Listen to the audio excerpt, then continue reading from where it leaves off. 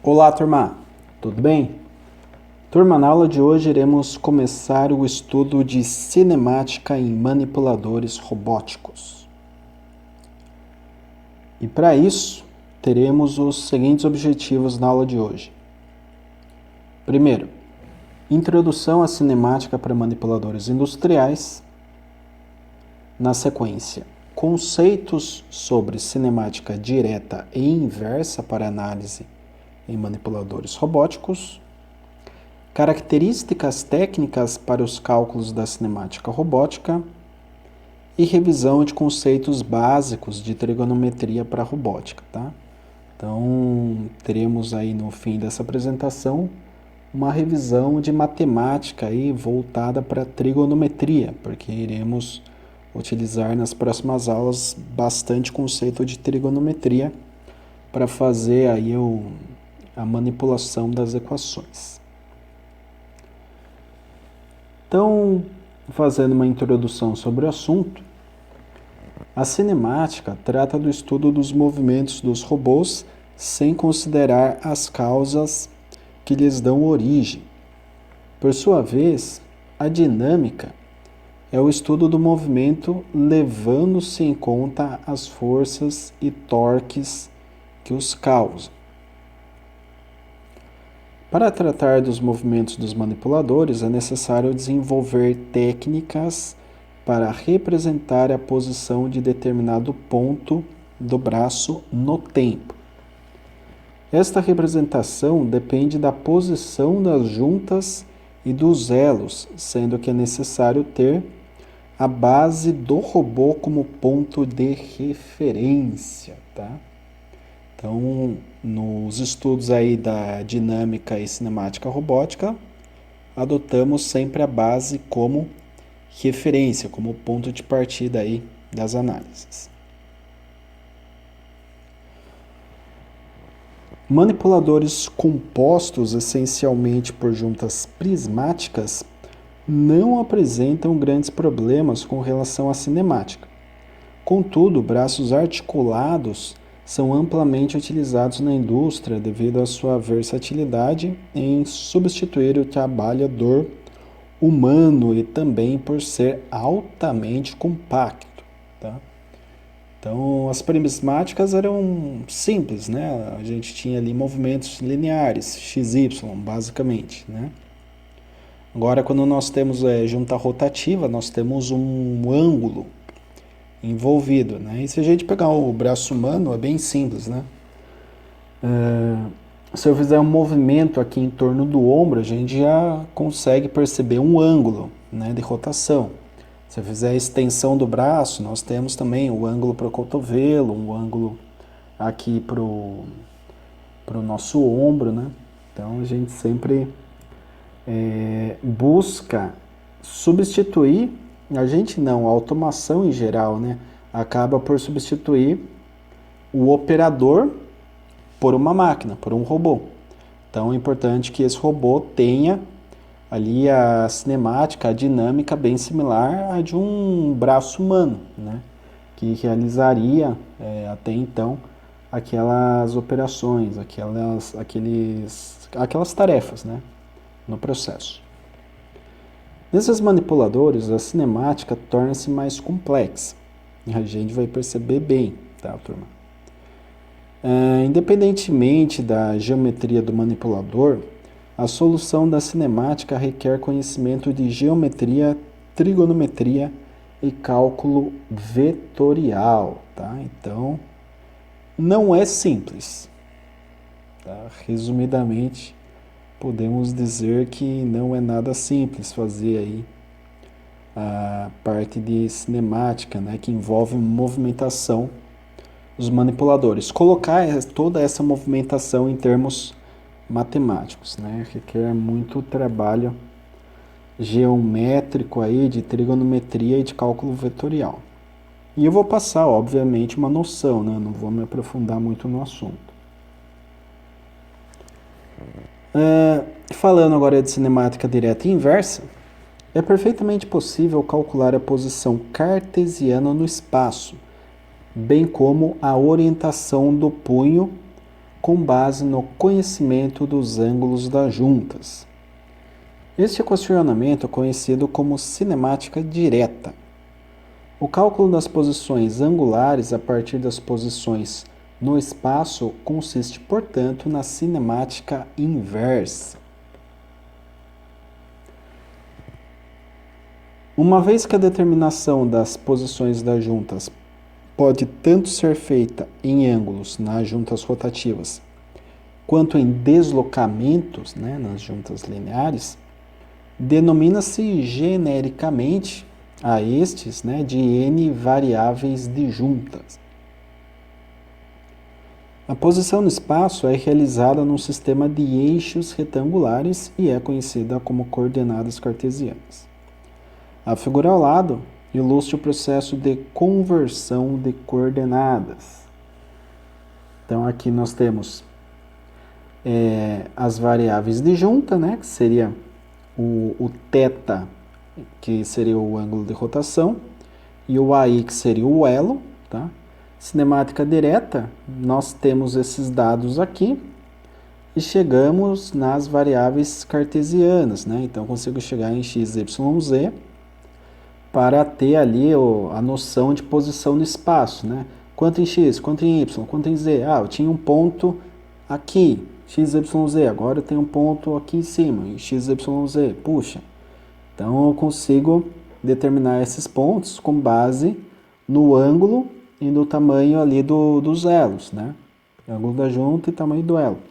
E a cinemática inversa pega ali as coordenadas do x, y, z e através do tamanho dos elos possibilita a determinação dos ângulos. Então, se eu tenho um ponto aqui no espaço, quero ir para um outro ponto no espaço, só que eu tenho juntas rotativas, qual o ângulo que eu tenho que rotacionar?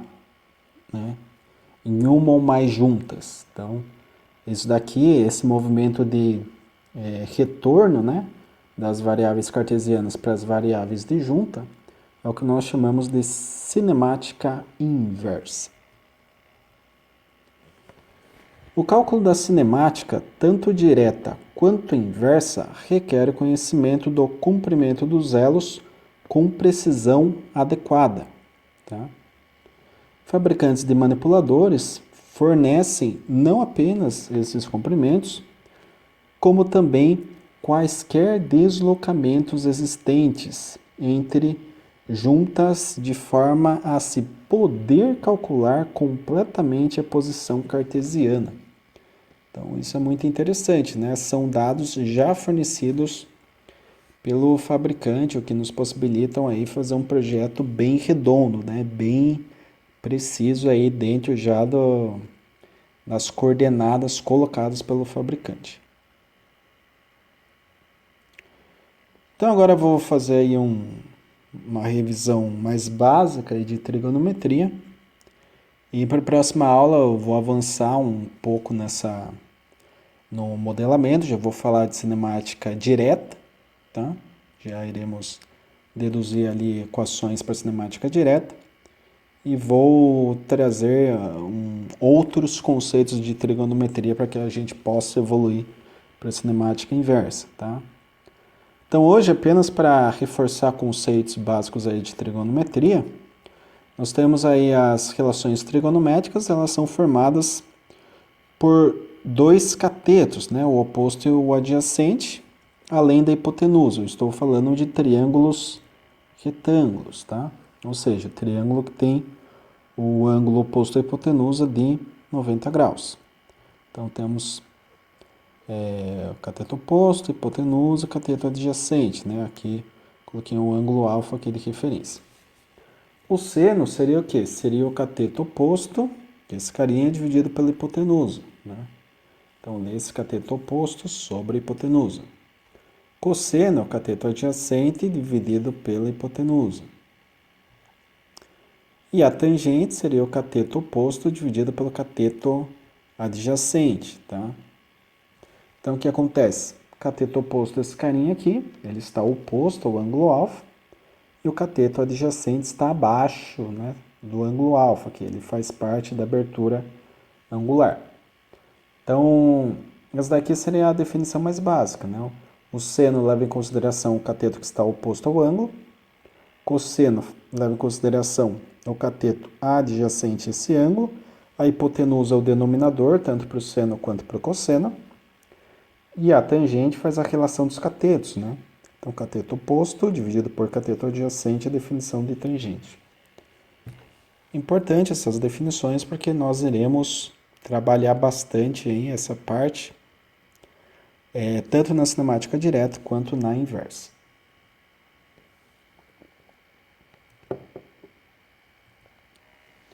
Para exemplificar, eu trouxe aqui um exemplo numérico. Temos aqui um triângulo retângulo. Não tem o valor aqui no caso da hipotenusa, nem do cateto adjacente a 50 graus, mas tem o cateto oposto a 50 graus que vale 6. Então, se vocês pegarem a calculadora aí de vocês, iremos trabalhar aqui sempre em deg, tá? Trabalhar aí em graus, tá? Então, se eu pegar aqui o seno, a definição dele é cateto oposto sobre hipotenusa, né?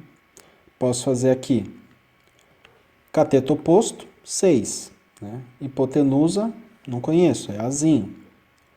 O ângulo oposto, 50 graus. Então, seno de 50 igual a 6 sobre azinho. Se eu isolar o azinho, né, que aqui é a nossa variável, eu passo ele para o outro lado, está dividindo, passo multiplicando, o seno que está multiplicando, passo dividindo. Seno de 50 é 0,766. Se eu fizer essa divisão, 6 dividido por 0,766, chego em azinho ou hipotenusa igual a 7,83. Um dado importante aqui é que a hipotenusa é sempre maior que os catetos, tá? Então, isso daqui é importante.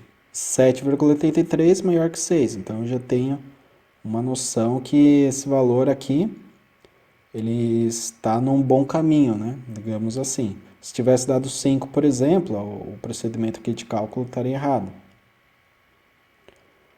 Agora, eu posso encontrar o valor do B, né, do Bzinho aqui, que é o cateto adjacente, utilizando a definição do cosseno, né? Já que eu tenho o dado de hipotenusa e cosseno é cateto adjacente sobre hipotenusa. Então, cosseno de 50 é igual ao B dividido pela hipotenusa, que a gente achou, 7,83. Posso passar multiplicando, né? Esse carinha está dividido, eu passo para o outro lado multiplicando para isolar o Bzinho. Cosseno de 50 é 0,64. Então, se eu fizer esse produto aqui, 7,83 por 0,64, eu chego em 5,03. Opa, então tá legal, né? Ó. 5 é menor que hipotenusa, que foi calculada, deu 7,83. 6 também é menor, então os dados estão coerentes, né?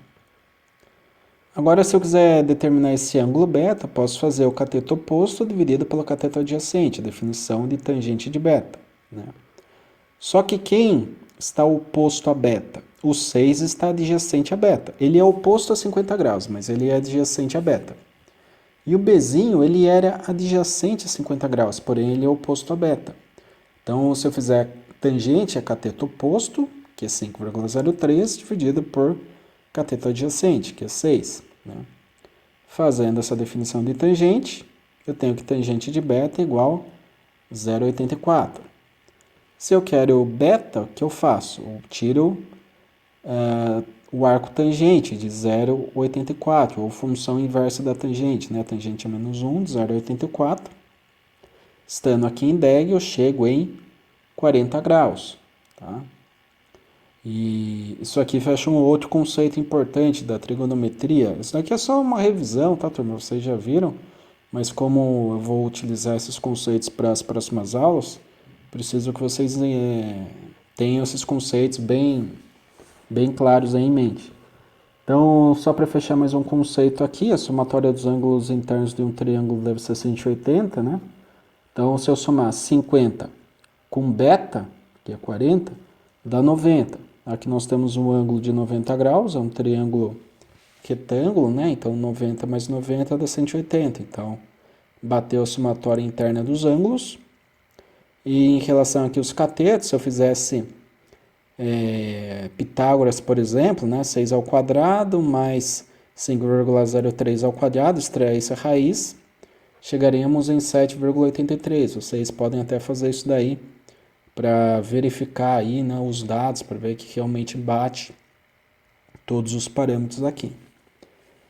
Então, para essa aula eu fico aqui nessa exemplificação de aplicação de conceitos básicos da trigonometria, porque na próxima aula a gente já vai desenvolver aí um modelamento da cinemática direta e uma introdução de um outro conceito da trigonometria para que na sequência a gente possa desenvolver a cinemática inversa, que é mais complexa, né? Acaba sendo mais trabalhosa aí e que provavelmente será subdividida em mais 2 aulas posteriormente aí, beleza?